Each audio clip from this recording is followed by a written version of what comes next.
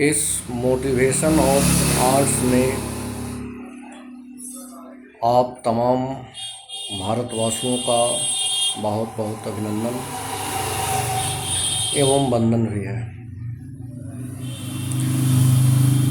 आजकल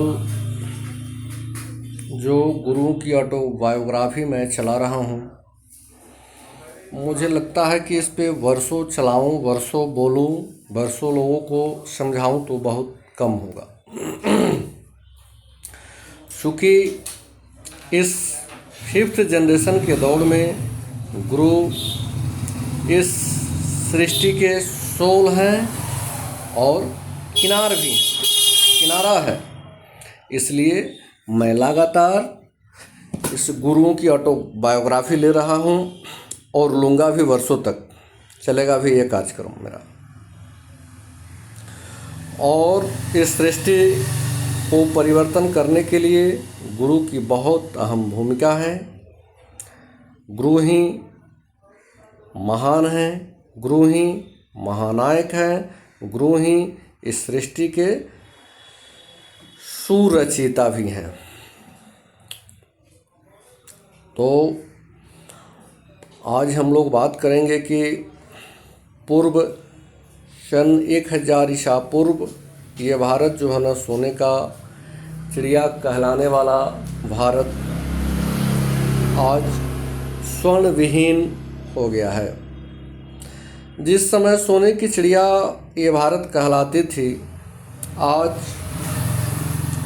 हम लोगों का प्रयास है, ये युवाओं को मैं प्रेरित करना चाहता हूँ कि युवा चाहे तो फिर से ये देश सोने का चिड़िया नहीं, सोने का शेर बनेगा।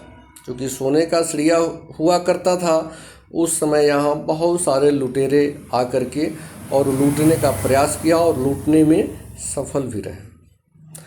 जिस तरह से वे लुटेरा थे अरब के, वे लुटेरा थे ईरान के, वे थे मोहम्मद गजनी, वे थे मोहम्मद गौरी, वे थे मोहम्मद गजनवी, वे थे बख्तियार खिलजी, वे थे अलेक्जेंडर, सिकंदर। बहुत सारे इन लंपटों लुटेरों ने भारत को लूटने का काम किया। चूँकि अब उससे बचने के लिए हम लोग ये युवा, 90 करोड़ युवा जरा साहस और हौसला से इस मुद्दा पे काम करें और फिर से इस भारत को स्वर्ण शेर बनाने का हम लोग प्रयास करेंगे और बनेगा भी। क्योंकि एक्चुअली होता क्या था कि इसमें गुरुओं की अहम भूमिका है। क्योंकि गुरु जो है ना, आत्मा है, सोल है और किनार भी हैं, इसलिए इनकी बहुत बड़ी ज़रूरत है। होता क्या था कि उस समय, जिस समय ये भारत स्वर्ण की चिड़िया होती थी, उस समय गुरुकुल हुआ था, उस समय आश्रम हुआ करता था और बच्चे पढ़ते थे गुरु के पास जा कर के और वे सही ज्ञान लेते थे। आज शिक्षा हो जा रहा है बच्चों के पास, बट बुद्धि नहीं हो रहा है, विवेक नहीं हो रहा है, विजडम नहीं हो रहा है, ज्ञान नहीं हो रहा है। तो चूँकि फिर से ज़रूरत है, मैं इन CBSE 37,000 रिक्वायरमेंट संस्थान वाले डायरेक्टर महोदय से आग्रह करना चाहूँगा कि जरा बच्चे को संस्कार रहित शिक्षा की ज़रूरत है, डिसिप्लिन रहित शिक्षा की ज़रूरत है।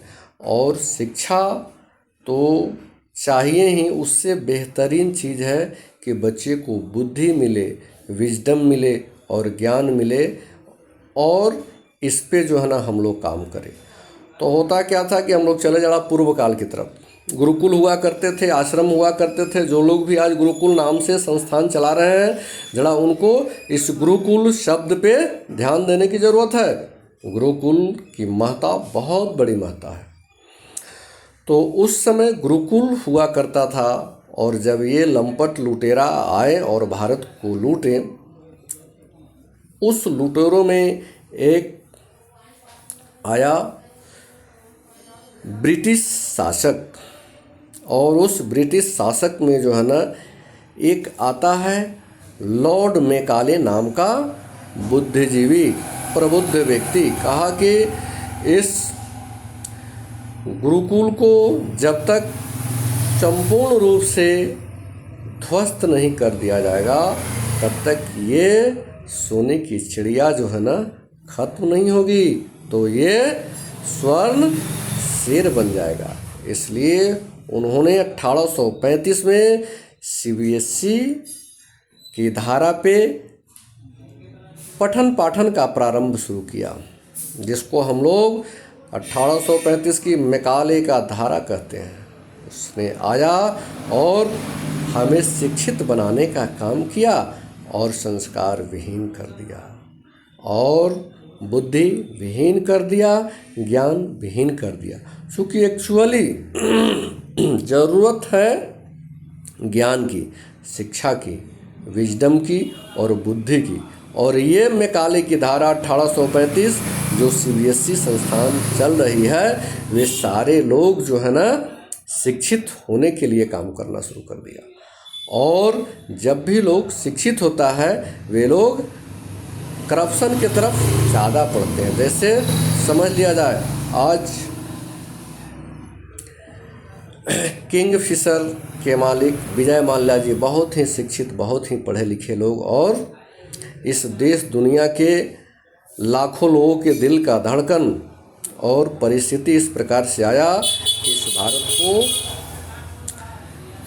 भारत के बैंकों को लूट करके और विदेश में जा कर के आज जीवन यापन कर रहे हैं। यही शिक्षा की कमाल है। शहारत के सुब्रत राय पढ़े लिखे और शिक्षित लोग, IITian, ज़रूरत पड़ा तो देश के 80 करोड़ जनताओं का शोषण करके और डेस्कोमानिया में चले जाते हैं उनके वंशज। और ये शिक्षा की कमाल है। हीरा के कारोबारी नीरव मोदी जी, उनके अंदर देखिए ये शिक्षा की कमाल है, यह शिक्षितता का परिचय है। PNB बैंक के करोड़ों लूट करके और चले जा रहे हैं विदेशों में जीवन यापन कर रहे हैं। इसलिए ऐसी शिक्षा पे लाजमी है, ऐसे शिक्षा मैं इन गुरुओं से बार बार, CBSE संचालक संस्थानों से बार बार आग्रह करना चाहूँगा कि इस प्रकार की शिक्षा नहीं दे। शिक्षा उस प्रकार से मिलना चाहिए जिसमें बच्चे को संस्कार मिले। संस्कार रहित शिक्षा की जरूरत है। ये एक्चुअली शो बहुत लंबी हो रही है, इसलिए मैं यहीं पे एंड करना चाहूँगा। जय हिंद मेरे युवा साथियों। इसे बारीक से लेने की ज़रूरत है, बारीकता से समझने की ज़रूरत है और इस देश दुनिया के महान कार्यक्रम में, महान संगठन में, महान संस्था में भाग ले करके और आगे बढ़ने की ज़रूरत है। जय हिंद मेरे युवा साथियों।